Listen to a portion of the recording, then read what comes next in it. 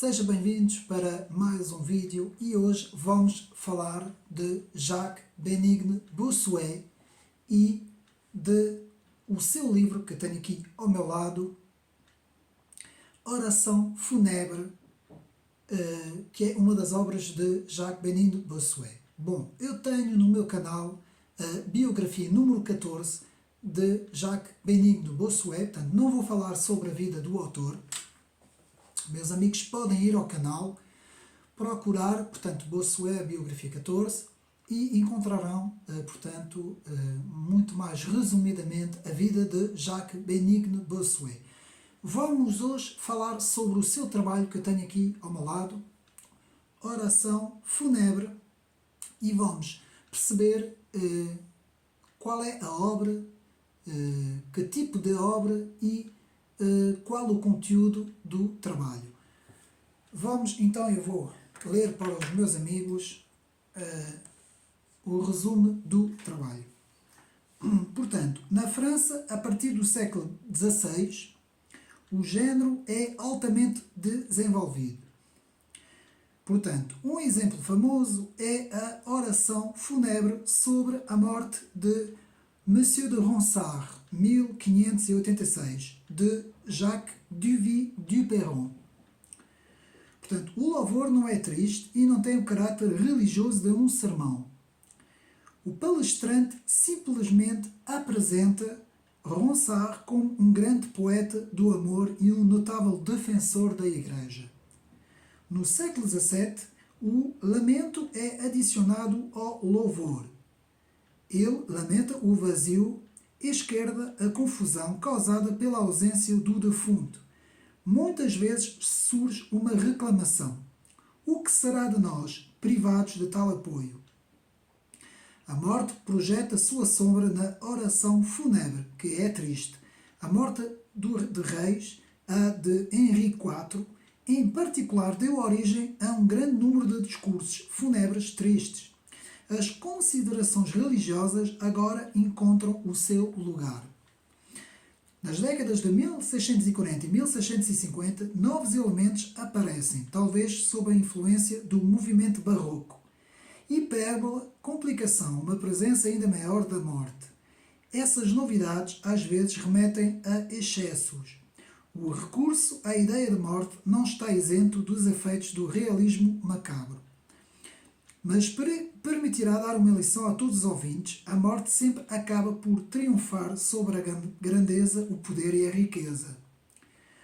Bossuet é geralmente apresentado como um inovador que teria mudado profundamente a arte da oração fúnebre. Jacques Truchet, combate esta ideia, propondo o exemplo de uma das orações fúnebres de Anne de Austria que, proferida pelo jovem Jean-Louis de Fromentieres, anuncia os princípios e a técnica de Bossuet. Portanto, há a citação bíblica "Et nunc regis intelligi", que será destacada por Bossuet na oração fúnebre de Henriette Marie de France. A morte da rainha é, para Fromentieres, um daqueles grandes acontecimentos que a providência usa para educar todo um século. As vontades da província constituem a ideia central da obra de Bossuet, especialmente em seus discursos fúnebres. O texto de Fromentieres é organizado, observa Truchet, em torno de grandes pensamentos cristãos. No topo de cada ponto está um desenvolvimento doutrinário.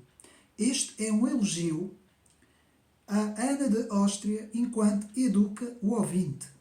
O discurso evoca a aflição do povo da França, a perda dos bens terrenos, mas acima de tudo oferece uma lição cristã, o caráter incorruptível e imortal da conduta edificante da rainha. Este exemplo é tomado em 1666. Truchet deduz que na época em que Jacques-Bénigne Bossuet se preparava para compor as orações fúnebres daqueles que eram chamados os grandes do mundo, os princípios e a técnica do género estavam sendo desenvolvidos. E agora vamos à oração fúnebre segundo Bossuet. 10 orações fúnebres permanecem de Bossuet hoje, duas das quais são particularmente famosas, a de Henriette da Inglaterra, 1670, e a do Grande Condé, 1687. Atenção, porque esses discursos fúnebres são históricos, ficaram na história e hoje são documentos importantes.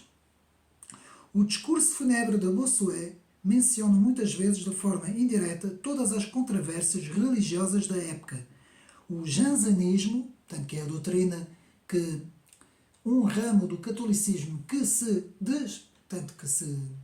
digamos assim, separou do catolicismo e que, portanto, digamos assim, enunciava a predestinação, portanto, muito à imagem do calvinismo. Portanto, o jansenismo, portanto, e temos alguns grandes autores dentro do jansenismo como o grande Arnaud, por exemplo, que foi um grupo muito, muito importante em França, não é? A corrente libertina, que era outra corrente, os temas mais frequentes abordados pelo palestrante são a providência divina, o orgulho humano, a conversão e, acima de tudo, a morte. Esses temas são ilustrados pelo contexto em que viveu a personagem cuja existência Bossuet traça. A oração fúnebre de Henriette de France inclui um quadro histórico da primeira Revolução Inglesa e de Le Tellier evoca a própria Fronda, que foi a Revolução da Fronda. A do Condé registra o relato de batalhas de Ricroix e de Fribourg. Com o primeiro capelão de Marie-Anne de Bavière, Bossuet faz 2 discursos em abril e maio de 1690, durante a entrega do coração, então o corpo do falecido. Eles não são considerados discursos fúnebres. Portanto, os 4 primeiros discursos fúnebres de Bossuet, portanto, que eu tenho aqui ao meu lado, não é? Bossuet não gostou desses trabalhos, mas nem sempre conseguiu escapar das solicitações. No período de 1655 a 1663, aceita pronunciar orações fúnebres por se tratarem de personagens virtuosos. Ele não os publica. Conhecemos 4. Dezembro de 1655, oração fúnebre de Madame Yolande de Monterby, abadesa das Freiras Bernardinas, abadesa do Petit Clairvaux em Metz. O manuscrito é preservado. Outono de 1658, oração fúnebre de Messire Henri de Gournay, senhor de Talange, e Louis de Surseille, mestre de Metz. O manuscrito é preservado a 20 de dezembro de 1662 na Igreja do Oratório. Oração fúnebre do Reverendo Padre Bourbon, superior-geral da Congregação da Oratória. O manuscrito circula e depois se perde. Temos como fontes a edição de Jean-Pierre de Fourie e o Padre Anselme Batterel. Portanto, a 27 de julho de 1663, oração fúnebre de Messire Nicolas Cornet, Grand-Mestre do Colégio de Navarre. O manuscrito está perdido. Temos como fontes o texto muito suspeito publicado em Amsterdã em 1698 por Charles-François Corneille de Coupet, sobrinho, neto do falecido. Portanto, os discursos fúnebres publicados por Bossuet, em 1689, Bossuet publica os 6 discursos fúnebres da figura importante. Pronunciado de 1669 a 1687, esses são os últimos 6 daqueles cujo texto foi preservado e reeditado regularmente. Eles permanecem os mais conhecidos. E, por fim, a oração fúnebre de Henriette de France, 1679, em que inclui: Deus instrui os reis não apenas por meio das escrituras, mas também por meio dos eventos do mundo. Bossuet convida o público a refletir sobre a vida agitada da rainha da Inglaterra. Portanto, o primeiro ponto, a vida feliz, lembra-se do nobre nascimento da rainha e o seu casamento com Charles I da Inglaterra. A generosidade e a caridade da rainha, a sua dedicação à Igreja Católica, tornou possível reconciliar a França e a Inglaterra. Segundo pontos muito mais desenvolvidos, os infortúnios que se abateram sobre a rainha, Bossuet culpa a Revolução Inglesa, especialmente a Reforma, e sua fúria de disputa às coisas divinas sem fim. Sem regra e sem submissão, o rei foi vítima de uma revolta deflagrada por um intrigante. O retrato de Cromwell, Bossuet insiste na admirável coragem da rainha nas provações pelas quais passou. Portanto, são 10 orações fúnebres que Bossuet escreve aqui, neste livro. Aqui eu tenho a versão de bolso em francês, e, meus amigos, ler estes textos é um autêntico prazer de literatura. Bossuet era alguém que escrevia a primeira. Ele não fazia revisão do texto, ao contrário de muita gente que revê o texto 4 ou 5. Eu, pelo menos, revejo, quando escrevo, tenho que rever 4 ou 5 ou 6 vezes e mesmo assim, mesmo assim ainda tenho que ver mais. Bossuet não, era alguém que escrevia, sabia escrever, era, portanto, como os franceses diziam, un homme de plume, um homem de pena, um homem que sabia escrever como quase ninguém, e faz, portanto, uma defesa apologética do catolicismo e da doutrina do direito divino, não é? Bossuet faz aqui essas orações com mestria e passando a ideia de que para o homem comum, para o homem sem Deus, portanto, a morte é o fim. Mas para o homem crente, para o homem cristão, a morte é o princípio. Bossuet nos diz que é para preparar a eternidade, o princípio do grande caminho para a eternidade, naquilo que Bossuet sabia muito bem fazer. E atenção, muitos culpam Bossuet, que na altura teria feito grandes perseguições, digamos assim, principalmente aos protestantes e aos próprios jansenistas também, mas não, é mentira. Bossuet tinha um grande relacionamento com os próprios jansenistas, não era jansenista, mas tinha um relacionamento cordial com esse grupo e também sempre teve grandes, digamos assim, podemos dizer grandes conversas com protestantes ilustres na altura. Bossuet sempre respeitou, portanto, as várias doutrinas, mesmo as doutrinas completamente diferentes das doutrinas que Bossuet defendia. Lendo a biografia do Bossuet, compreendendo um pouco melhor, principalmente, e podem no canal ver na biografia, eu falo disso, principalmente sobre a história universal, não é? O discurso sobre a história universal, nós compreendemos a grandiosidade de que Bossuet explicava o cristianismo e também para ajudar o reino. Era assim que Bossuet dizia, e o próprio Bossuet dizia que se um dia o cristianismo desaparecesse, o reino ficaria vazio. São também dele essas palavras, não é? Bossuet falava muito sobre essas coisas, muitas vezes ele falava também uma frase muito conhecida de Bossuet sobre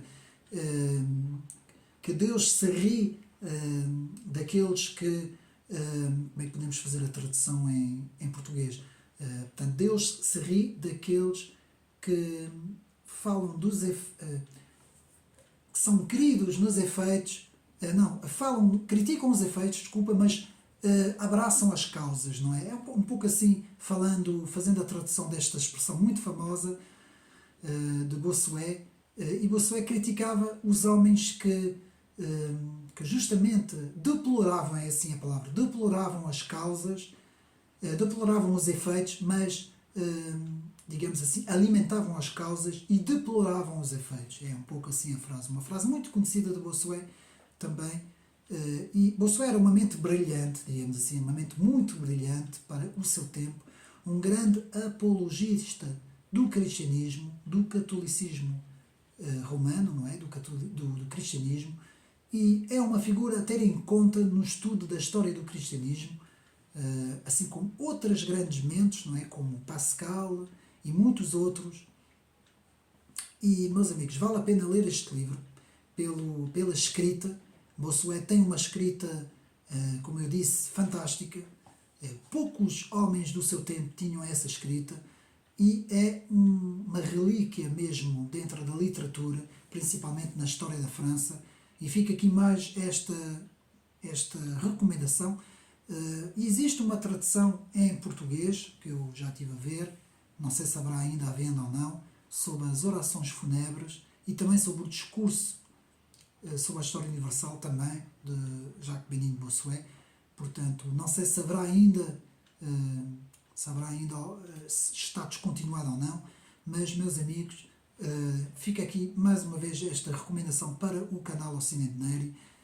Orações Fúnebres de Jacques Benito Bossuet. São 10 orações que ficam na história. É de facto um património incrível da literatura francesa para podermos, quem consegue ler o francês, não é? Para nos deliciarmos sobre a escrita e para também aprofundar e aumentar os nossos conhecimentos. Espero que mais uma vez tenham gostado de mais este vídeo. Despeço-me assim dos meus amigos. Um abraço e até uma próxima.